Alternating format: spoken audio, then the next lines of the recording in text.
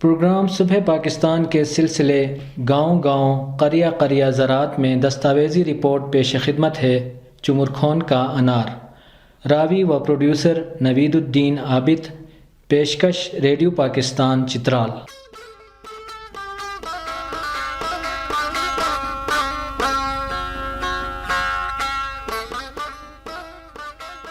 چترال قدرتی وسائل، جنگلی حیات، فطری حسن اور پھلوں کی دولت سے مالا مال ضلع ہے۔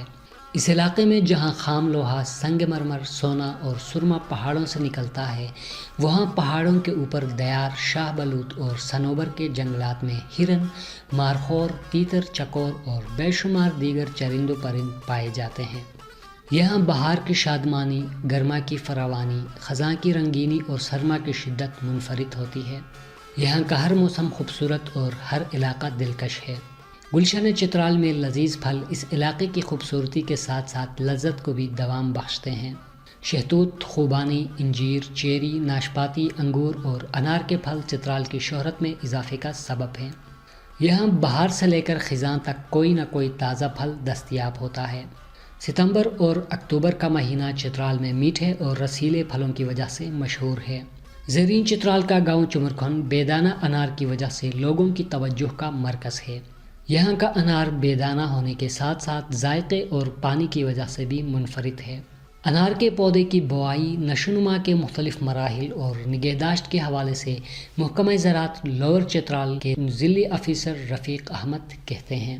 پومیگرینیٹ جو ہے یہ ایسا فروٹ ہے جس کے لیے ریتیلی زمین کی ضرورت ہوتی ہے۔ سطح سمندر سے اگر 500 فیٹ بلندی تک اگر ایک ایریا ہے اور ریتیلی ہے، اس میں پانی جو ہے اس کی ڈرینیج سسٹم بہتر ہو تو یہ اس ایریا میں بہتر پرفارمنس دیتی ہے، اس کی پروڈکشن زیادہ ہوتی ہے اس ایریا میں۔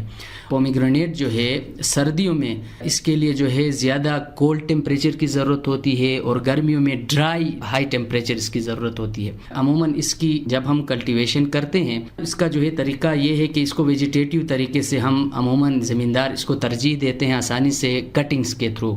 اسٹیم سے اس کے لیے کٹنگز جو ہیں جہاں پہ بڈس ہوں 2-3 تو اس کو وہ کاٹ کے پھر اس کو جو ہے ہم ٹیوبس میں لگا لیتے ہیں، تو اس سے ان کی ویجیٹیٹیولی ہم اس کو پروپیگیٹ کرتے ہیں۔ سیڈ سے بھی ہوتا ہے لیکن جو بیسٹ اور ایزی میتھڈ ہے، جو ایزیلی اڈاپٹیبل ہے اور اس ایریا میں جو لوگ کاشت کرتے ہیں تو وہی طریقہ استعمال کرتے ہیں۔ تو اس میں جو ہم سیڈلنگ کی بات کرتے ہیں، چھوٹے سے تقریباً 5 سال کے بعد یہ فروٹنگ سٹارٹ کر لیتا ہے۔ 5 ایئرس کے بعد فروٹ سٹیج اس کا شروع ہوتا ہے اور اس میں تقریباً یہ فلارنگ سے لے کر میچور ہونے تک تقریباً یہ 5 سے 7 مہینے لیتا ہے، تقریباً فروٹ تیار ہونے تک۔ اس کے لیے کچھ ایسی چیزیں ہیں جن کا خیال رکھنا ضروری ہے زمیندار کو۔ ایک تو یہ ہے کہ اس کی اچھی سی نگہداشت کی ضرورت ہے۔ یہاں پہ اگر کسی کے 3 پودے ہیں، 5 ہیں، 10 ہیں، 20 ہیں، تو اس کو ہمیں ونٹر سیزن میں، ڈارمنٹ سیزن جسے ہم کہتے ہیں، اس میں ان کی شاخ تراشی بہت ضروری ہے۔ اس میں سے جو شاخ ہیں، جو اسٹیم آپس میں الجھے ہوئے ہیں یا اس میں ایریشن جو ہے وہ بند ہے، بالکل ڈینسلی ہے، تو اس کو کم کر کے تاکہ ہوا کا گزر اس میں سے ہو جائے تو کیڑے، انسیکٹس اور فنگل ڈیزیز کی اٹیک کم ہو جاتی ہے۔ اس کے بعد جو ہے اس کے پھول آ جاتے ہیں۔ پھول آنے کے بعد تقریباً 35-40 دن تک اس کے بعد یہ فروٹ بننا شروع ہو جاتا ہے۔ تو اس میں کچھ چیزیں اسے ان کا خیال رکھنا چاہیے۔ ایک تو ان کے فرٹیلائزر کا خیال رکھنا چاہیے، دوسرا ان کی پروننگ ٹریننگ ہونی چاہیے۔ اس کے بعد جو ہے اس کی جو نیچے جتنے بھی پلانٹس کے ارد گرد جو بھی حصے ہیں یا کوئی لیوز وغیرہ ہیں تو ڈیبریز جتنے بھی ہیں وہ صفائی کا اس کا خیال رکھنا چاہیے۔ 7 سے 10 دن کے درمیان ان کو پانی جو ہے نا ایک دفعہ دینا چاہیے۔ اس کے علاوہ اگر ہم دیکھ لیں چترال میں ایک اور بیماری اس میں آ جاتی ہے، بیکٹیریل جو ہے اس کو ہم بلائٹ کہتے ہیں۔ تو اس کے لیے تو سب سے پہلے کہ پہلے یہ شاخوں پہ، اسٹیم پہ یا پھر لیوز پہ اسپاٹس، چھوٹے چھوٹے براؤن کلر کے اسپاٹس پیدا ہو جاتے ہیں۔ اس کے بعد فروٹ کے اوپر آ کے اسپاٹس بنتے ہیں اور پھر اس کے اوپر آپ کو ہول نظر آتا ہے اور یہ کریک ہو کے اندر سے جو دانے آتے ہیں پومیگرینیٹس کے وہ ڈارک کلر کے بن جاتے ہیں۔ تو اس کے لیے ہم نے ایک اریگیشن جو ہے اس کو ریگولرلی طریقہ کار سے کرنا چاہیے، اور دوسرا یہ کہ ہم نے اس کو فنجیسائڈ اسپرے ٹائم کرنا چاہیے۔ فلارنگ کے بعد اس پہ پھر ہم نے فنجیسائڈ اسپرے کرنا ہے۔ اگر ہم اس کو پھر اگر کاپر بیسڈ فنجیسائڈ یوز کر لیں تو اس سے اس کا جو بیکٹیریل بلائٹ ہے یہ بھی کافی حد تک کنٹرول ہو جاتا ہے۔ چترال کے لوگوں کی اکثریتی آبادی انار کے چھوٹے اور بڑے باغات لگانے کے ساتھ ساتھ دوسرے پھلدار درخت بھی لگاتے ہیں۔ کم محنت میں منافع بخش انار کا یہ پھل اس علاقے کے عوام کی ضروریات زندگی کو بہتر بنانے میں کلیدی کردار کا حامل ہے۔ قندھار اور کابل کے انار کا رنگ سرخ اور ساخت میں بڑے ہوتے ہیں، لیکن وہ اتنے میٹھے نہیں ہوتے جتنے چمرکن چترال کے ہوتے ہیں۔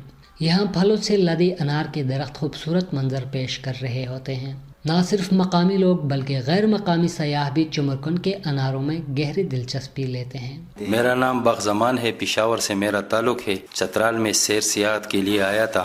چترال ویسے پھلوں کے حوالے سے بہت زیادہ مشہور ہے، یہاں پہ سیب بھی بہت اچھے ملتے ہیں اور انار بھی ہے، انگور بھی ہے، اخروٹ بھی ہے، خوبانی بھی ہے۔ یہاں کا انار بہت مشہور ہے اور یہاں چمرکن کا انار جو اکتوبر کے مہینے میں آتا ہے یہ بہت میٹھے ہوتے، بیدانہ انار ہے، اس میں بیج نہیں ہوتا ہے۔ میرے سب یار دوستوں سے ریکویسٹ ہے جب بھی چترال کا چکر لگائے تو گھر کے لیے انار کم از کم خریدے۔ چترال میں قدرتی حسن کے ساتھ ساتھ پھلوں کی فراوانی بھی ہے۔ موسم بہار سے لے کر موسم خزاں تک انواع و اقسام کے پھل اس علاقے کی خوبصورتی کو دوبالا کرتے ہیں۔ چمرکن کا بیدانہ انار اپنی شیرینی، لذت اور مٹھاس کی وجہ سے شہرت کا حامل ہے۔ چترال میں انار کے ساتھ ساتھ دوسرے پھلدار درختوں کی نشوونما کے لیے سرکاری اداروں کے ساتھ ساتھ غیر سرکاری اداروں اور عوام کا کردار وقت کی اشد ضرورت ہے۔ اگر حکومتی ادارے چترال کے باغات کو فروغ دینے کے لیے یہاں کے مقامی زمینداروں کو ضروری تربیت کے ساتھ ساتھ مالی تعاون بھی کریں تو یقینی طور پر اس علاقے سے ملک بھر کو یہ میٹھے اور لذیذ پھل فراہم کیے جا سکتے ہیں۔